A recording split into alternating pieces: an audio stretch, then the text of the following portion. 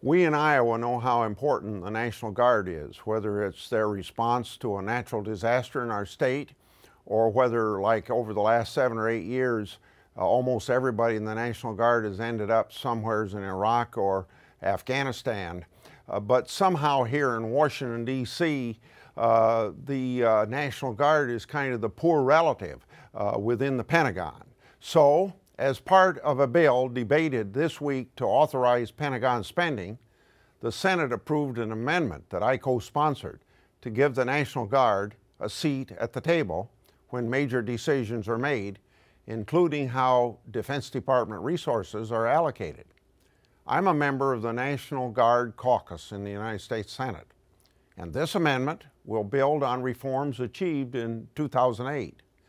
The total force concept adopted by the Defense Department in 1970 made the Guard and our reserves integral parts in any extended campaign by U.S. forces.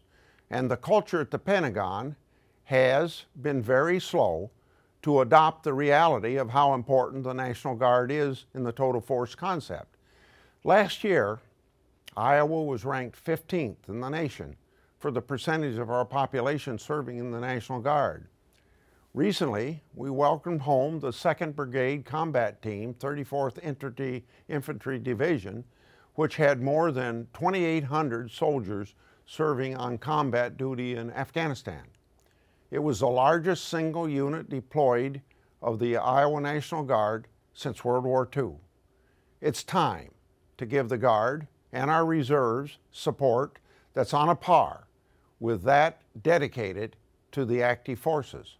I co-sponsored another amendment to the Defense Authorization Bill to contain runaway spending on contractor salary reimbursement.